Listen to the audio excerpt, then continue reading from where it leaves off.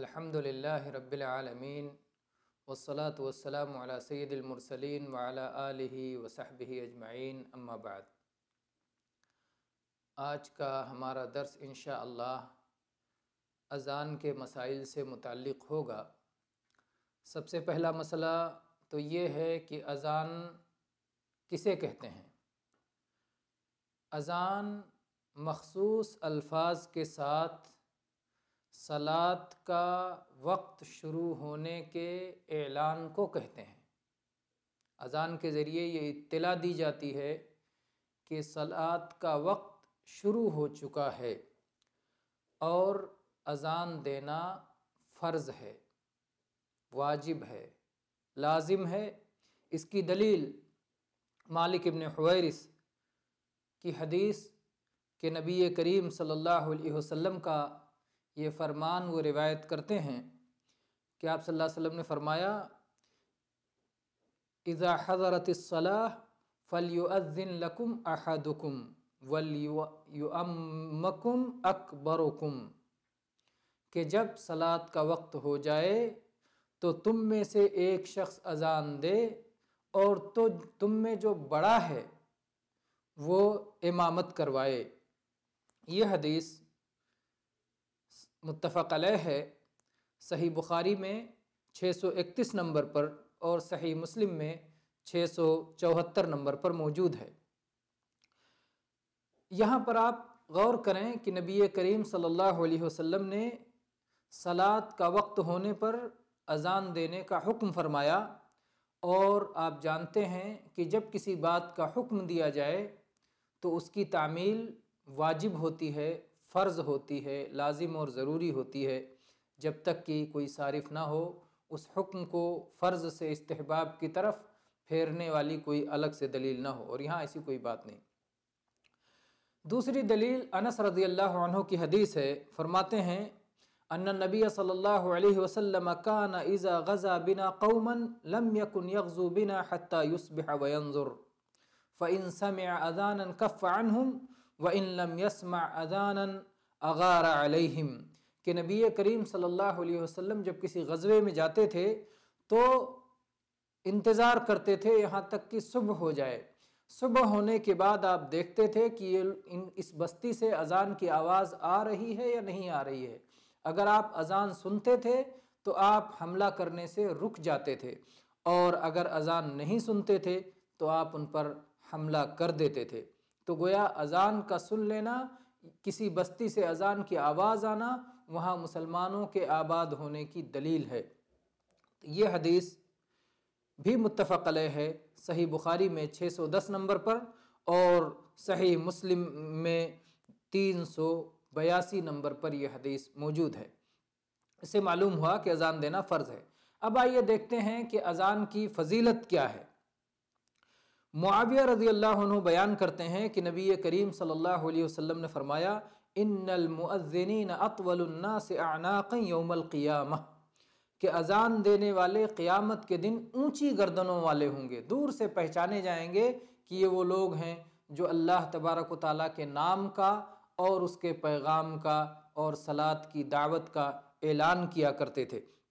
یہ حدیث کہ وہ سب سے اونچی گردن والے ہوں گے، یہ صحیح حدیث ہے اور صحیح مسلم میں 387 نمبر پر موجود ہے۔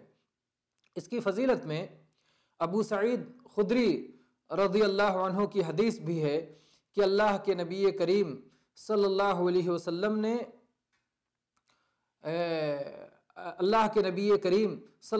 وسلم نے فرمایا کہ مجھے یہ چیز معلوم ہوتی ہے، میں دیکھتا ہوں کہ تمہیں بکریاں اور دیہات پسند ہے، تو جب تم اپنی بکریوں میں رہو اور میدان میں دیہات میں رہو تو اس وقت صلاۃ کے لیے اذان دیا کرو، اور بلند آواز سے اذان دیا کرو، اس لیے کہ مؤذن کی آواز جہاں تک پہنچتی ہے، جنات، انسان یا جو چیزیں بھی اس آواز کو سنتی ہیں، قیامت کے لیے وہ قیامت کے دن اس مؤذن کے لیے وہ تمام چیزیں گواہی دیں گی۔ ابو سعید خدری رضی اللہ عنہ فرماتے ہیں کہ میں نے رسول اللہ صلی اللہ علیہ وسلم سے یہ بات سنی ہے۔ یہ حدیث صحیح بخاری میں 609 نمبر پر موجود ہے، اور اسی طرح سے سنن نسائی میں بھی یہ حدیث موجود ہے۔ اذان کے الفاظ کیا ہوں گے؟ اذان کس طرح دیں گے؟ اس سلسلے میں عبداللہ ابن زید ابن عبد ربہ رضی اللہ عنہ کی حدیث ہے کہ نبی کریم صلی اللہ علیہ وسلم جب مدینہ منورہ پہنچے اور آپ نے صحابہ کو اکٹھا کیا اور ان سے اس موضوع پر گفتگو کی کہ صلاۃ کا وقت کیسے معلوم کیا جائے، تو یہ مشورہ دیا گیا کہ ناقوس بجایا جائے۔ نبی کریم صلی اللہ علیہ وسلم نے اس بات کو ناپسند فرمایا کیونکہ ایسا نصرانی کیا کرتے ہیں۔ عبداللہ ابن زید رضی اللہ عنہ فرماتے ہیں کہ میں سو رہا تھا اور خواب میں نے ایک شخص کو دیکھا کہ اس کے ہاتھ میں ناقوس ہے اور وہ ناقوس لے کے جا رہا ہے اور 2 سبز لباس پہنے ہوئے ہے۔ میں نے اس سے کہا، اے اللہ کے بندے، کیا تو یہ ناقوس فروخت کرے گا؟ کیا تو اسے بیچے گا؟ اس شخص نے کہا، تم اسے لے کر کیا کرو گے؟ کہتے ہیں میں نے کہا کہ ہم صلاۃ کے لیے لوگوں کو دعوت دیا کریں گے، صلاۃ کے وقت اسے بجایا کریں گے۔ اس شخص نے کہا، کیا میں تمہیں اس سے بہتر بات نہ بتا دوں؟ صلاۃ کے لیے بلانے کے لیے اس سے بہتر طریقہ نہ تمہیں سکھا دوں؟ تو یہ کہتے ہیں عبداللہ رضی اللہ عنہ کہ کیوں نہیں، ضرور بتائیں۔ اس شخص نے کہا کہ تم صلاۃ کا اعلان کرنے کے لیے ایسا کہہ لیا کرو، اللہ اکبر اللہ اکبر اللہ اکبر اللہ اکبر، اشہد ان لا الہ الا اللہ، اشہد ان لا الہ الا اللہ، اشہد ان محمد رسول اللہ، اشہد ان محمد رسول اللہ، حی علی الصلاح حی علی الصلاح حی علی الفلاح حی علی الفلاح، اللہ اکبر لا الہ الا اللہ۔ کہتے ہیں عبداللہ ابن زید رضی اللہ عنہ کہ پھر وہ شخص تھوڑا سا آگے گیا کہ وہیں سے پھر اس نے کہا کہ جب صلاۃ کھڑی ہونا ہو اقامت کے وقت میں ایسا کہہ لیا کرو، اللہ اکبر، اشہد ان لا الہ الا اللہ، اشہد ان محمد رسول اللہ، حی علی الصلاح حی علی الفلاح، قد قامت الصلاح قد قامت الصلاح، اللہ اکبر لا الہ الا اللہ۔ عبداللہ رضی اللہ عنہ فرماتے ہیں کہ جب صبح ہوئی تو میں رسول کریم صلی اللہ علیہ وسلم کے پاس آیا اور جو کچھ میں نے خواب میں دیکھا تھا آپ کو اس کی خبر دی۔ رسول اللہ صلی اللہ علیہ وسلم نے فرمایا، ان هذه الرؤيا حق انشاءاللہ، انشاءاللہ یہ خواب برحق ہے، یہ سچا خواب ہے۔ اور آپ نے اذان دینے کا حکم دیا، اور بلال جو ابو بکر رضی اللہ عنہ کے مولا تھے، غلام تھے، وہ ان کلمات کے ساتھ اذان دیا کرتے تھے۔ یہ حدیث سنن ابی داؤد میں 495 نمبر پر ہے، اور سنن ترمذی میں 189 نمبر پر ہے، اور صحیح سنن ابی داؤد میں 469 نمبر پر موجود ہے۔ تو اس میں اذان کے کلمات دوہرے ہیں اور اذان و اقامت کے کلمات اکہرے ہیں، اور یہ نبی کریم صلی اللہ علیہ وسلم کی تعلیم ہے۔ اس میں ایک بات یہ بھی یاد رکھیں کہ 2 تکبیر کو ایک سانس میں کہہ لینا مستحب ہے، اللہ اکبر ایک سانس میں کہنا مستحب ہے، اور الگ الگ اگر کوئی کہے اللہ اکبر اور پھر سانس لے لے اور پھر کہے اللہ اکبر 2 سانس میں، تو ایسا کرنا جائز ہے، لیکن ایک سانس میں کہنا مستحب ہے۔ اور اس کی دلیل عمر ابن خطاب رضی اللہ عنہ کی حدیث ہے کہ نبی کریم صلی اللہ علیہ وسلم نے فرمایا، اذا قال المؤذن اللہ اکبر، جب مؤذن کہے اللہ اکبر تو تم میں سے کوئی اس کا جواب دے اللہ اکبر۔ پھر اسی طرح سے آپ نے آگے بتایا، تو اس میں صاف اشارہ ہے کہ 2 تکبیروں کو ایک ہی سانس میں کہہ لیا جائے، اور جواب دینے والا بھی دونوں کو ایک سانس میں کہہ لے۔ یہ جو ہے صحیح مسلم میں 3 جلد 79 صفحے پہ یہ چیز آپ کو مل جائے گی۔ ایک مسئلہ ہے ترجیع کا۔ ترجیع کیا ہوتا ہے؟ ترجیع یہ ہوتا ہے کہ شہادتین کو، اشہد ان لا الہ الا اللہ، اشہد ان لا الہ الا اللہ 2 بار دھیرے دھیرے کہا جائے، اور اس کے بعد 2 بار بلند آواز سے کہا جائے۔ اشہد ان محمد رسول اللہ 2 بار دھیرے دھیرے کہا جائے، اور اس کے بعد پھر بلند آواز سے کہا جائے۔ ابو محذورہ رضی اللہ عنہ کو نبی کریم صلی اللہ علیہ وسلم نے اذان کی اسی طرح تعلیم دی تھی۔ ابو محذورہ رضی اللہ عنہ بیان کرتے ہیں کہ اللہ کے نبی صلی اللہ علیہ وسلم نے انہیں اذان کی تعلیم دیتے ہوئے فرمایا کہ کہو اللہ اکبر، اشہد ان لا الہ الا اللہ، اشہد ان لا الہ الا اللہ، اشہد ان محمد رسول اللہ، اشہد ان محمد رسول اللہ، پھر واپس کہو اشہد ان لا الہ الا اللہ، اشہد ان لا الہ الا اللہ، اشہد ان محمد رسول اللہ، اشہد ان محمد رسول اللہ، حی علی الصلاح، حی علی الصلاح، حی علی الفلاح، حی علی الفلاح، اللہ اکبر لا الہ الا اللہ۔ یہ حدیث صحیح مسلم میں 379 نمبر پر 379 نمبر پر موجود ہے، جس میں ترجیع کی تعلیم دی گئی ہے، یعنی شہادتین کو 2 بار کہا جائے۔ اور ایک چیز ہے تصویب جو کہ صلاۃ فجر کی اذان میں ہے، یا صبح کی اذان اول، صبح کے لیے فجر کے لیے 2 اذانیں دی جا سکتی ہیں، پہلی اذان میں، صبح کی پہلی اذان میں، یا صبح کی جو ہے دوسری اذان میں، یہ دی جا سکتی ہے تصویب کیا ہے؟ ابو محذورہ رضی اللہ عنہ ہی کی حدیث ہے، کہتے ہیں کہ نبی کریم صلی اللہ علیہ وسلم نے جب انہیں اذان کی تعلیم دی تو آپ نے فرمایا کہ کہو حی علی الفلاح، حی علی الفلاح، اس کے بعد کہو الصلاۃ خیر من النوم، الصلاۃ خیر من النوم، صلاۃ نیند سے بہتر ہے، صلاۃ نیند سے بہتر ہے، اذان صبح کی پہلی اذان میں، اور اس کے بعد کہو اللہ اکبر لا الہ الا اللہ۔ یہ حدیث سنن نسائی میں ہے، اور صحیح سنن نسائی میں 628 نمبر پر یہ حدیث موجود ہے۔ امام صنعانی رحمہ اللہ سبل السلام میں لکھتے ہیں کہ ابن رسلان کہتے ہیں کہ تصویب یہ فجر کی پہلی اذان میں کی جائے گی، کیونکہ پہلی اذان دیتے ہوئے یہ مقصود ہوتا ہے کہ سونے والوں کو جگایا جائے، اور دوسری اذان کا مقصود یہ ہوتا ہے کہ صلاۃ کا وقت شروع ہو چکا ہے، اب صلاۃ پڑھ سکتے ہیں۔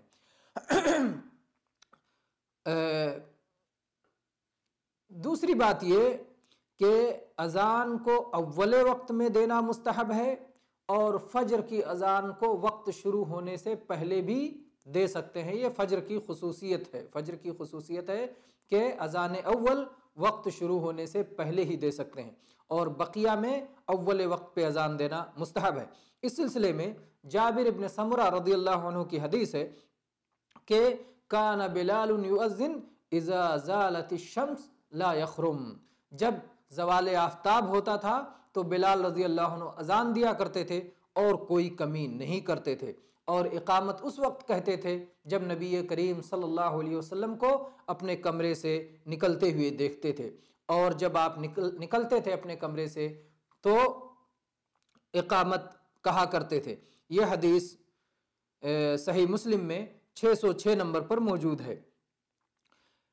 اسی طرح سے عبداللہ ابن عمر رضی اللہ عنہما کی حدیث ہے کہ نبی کریم صلی اللہ علیہ وسلم نے فرمایا ان بلالا یؤذن بلیل فکلوا واشربوا حتی یؤذن ابن ام مکتوم، کہ بلال یہ رات میں اذان دیا کرتے ہیں، طلوع فجر سے پہلے ہی اذان دے دیتے ہیں، یعنی فجر کی اذان اول، تو کھایا کرو پیا کرو یہاں تک کہ ابن ام مکتوم اذان دیا کریں۔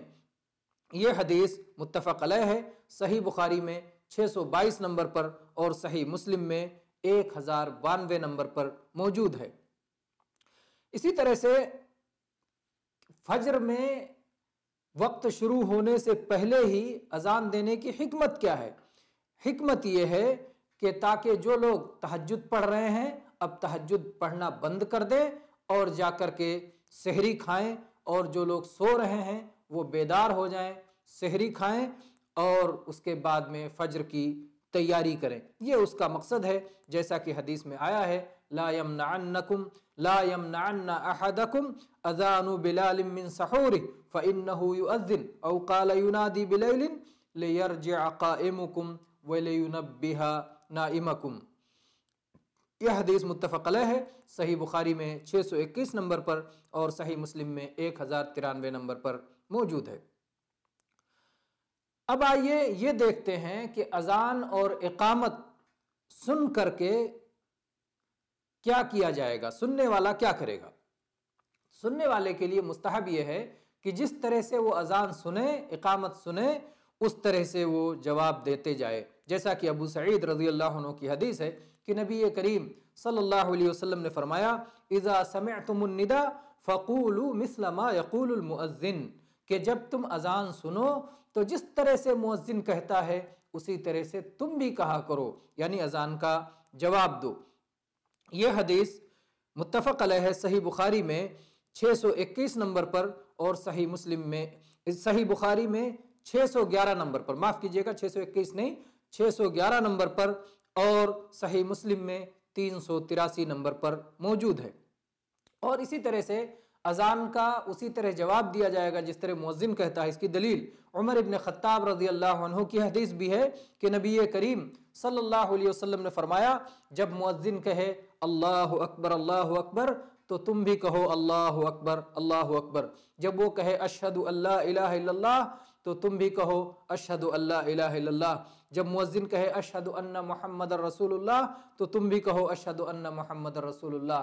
جب مؤذن کہے حی علی الصلاۃ تو اس کے جواب میں کہو لا حول ولا قوت الا باللہ، اور جب کہے حی علی الفلاح تو اس کے جواب میں کہو لا حول ولا قوت الا باللہ، اور جب کہے اللہ اکبر تو تم بھی کہو اللہ اکبر، اور جب مؤذن کہے لا الہ الا اللہ تو تم بھی اس کے جواب میں کہو لا الہ الا اللہ۔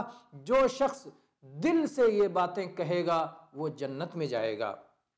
یہ حدیث جو ہے اس سے پہلے گزر چکی ہے اور یہ حدیث صحیح ہے۔